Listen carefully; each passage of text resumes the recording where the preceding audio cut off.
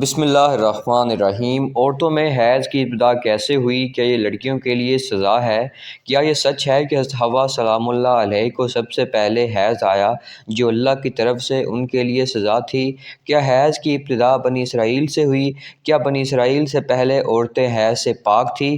آج کی ویڈیو انتہائی تحقیق کے بعد بنائی جا رہی ہے، جس میں ہم اپنے ناظرین کو قرآن و احادیث اور مستند روایات سے ان سب سوالات کے جوابات دیں گے۔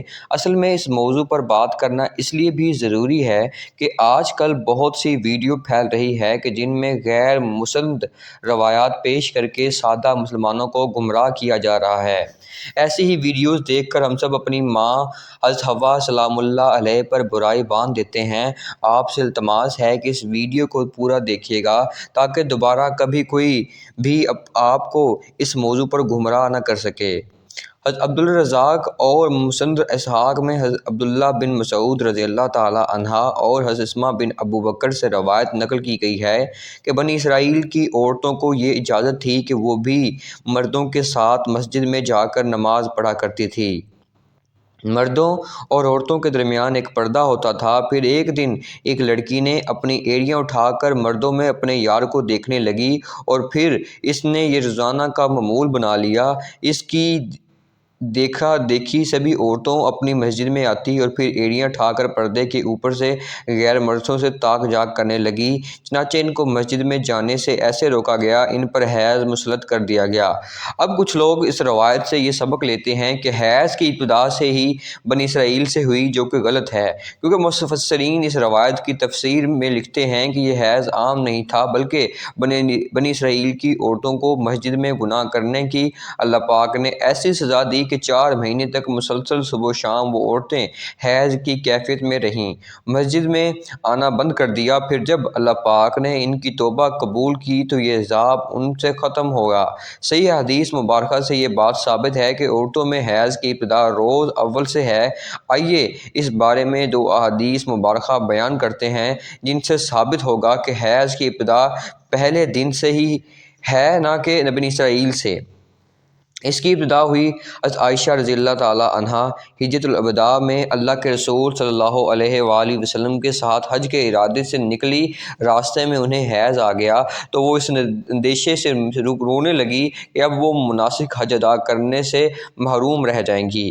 آپ صلی اللہ علیہ وآلہ وسلم کو معلوم ہوا تو آپ نے انہیں سمجھاتے ہوئے فرمایا، یہ ایسی چیز ہے جسے اللہ تعالیٰ نے اولاد آدم میں عورتوں کے لیے لازم کر دیا ہے۔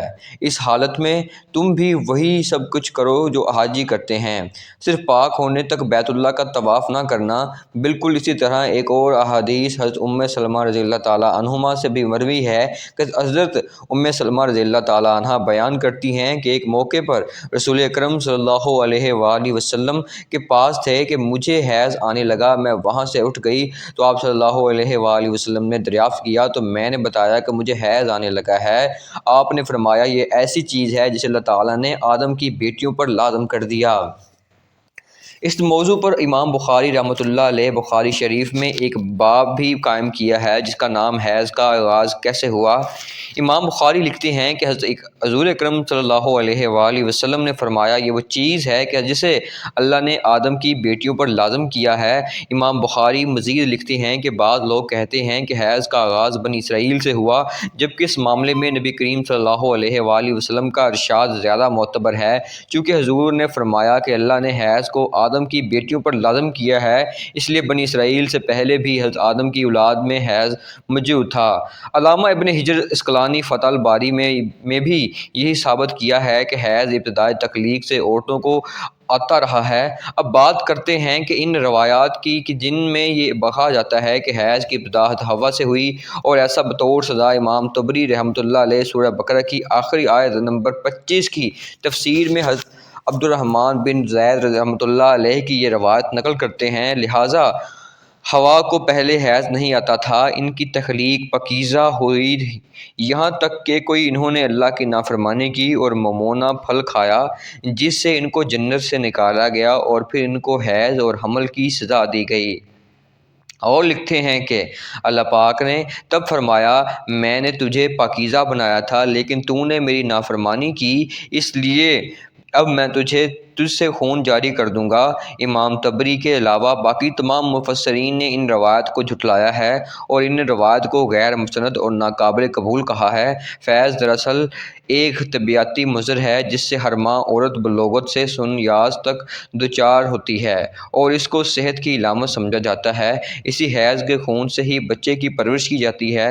یہ اللہ پاک کا نظام ہے۔ غیر حاملہ عورت کو اگر نہ حیض نہ آئے تو اس کو بیماری کی علامت سمجھا جاتا ہے۔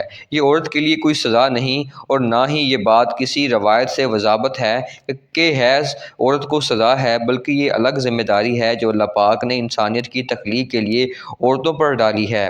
اس لیے جو عورتیں اس ذمہ داری کو بخوبی نبھاتی ہیں وہ آج وہ ثواب کی مستحق ہیں، جیسا کہ حضرت عائشہ رضی اللہ تعالیٰ عنہما نے ایک دفعہ حضور پاک صلی اللہ علیہ وآلہ وسلم سے سوال کیا، اے اللہ کے نبی، مجھے تو لگتا ہے کہ عورتیں پیدا ہی مصیبت جھیلنے کے لیے ہوئی ہیں۔ حضرت عائشہ رضی اللہ تعالیٰ عنہ کا ارشاد حیض اور حمل کی تکالیف کی طرف تھا۔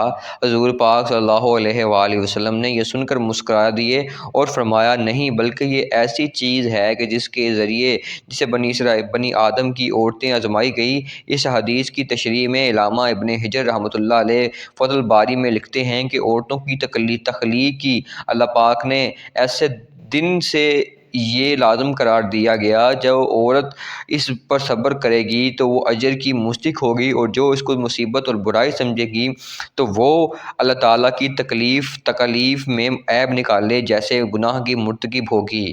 امید ہے کہ اب آپ جان چکے ہوں گے کہ یہ عورتوں کی سزا نہیں اور نہ ہی اسے سزا کے طور پر حضرت حوا سلام اللہ علیہ پر مسلط کیا گیا، اور نہ ہی حیض بنی اسرائیل کی عورتوں سے شروع ہوا، بلکہ حیض و عمل تو اللہ پاک کی آزمائش ہے عورتوں کے لیے، جن کا اللہ پاک بروز قیامت عورتوں کو اجر فرمائے گا۔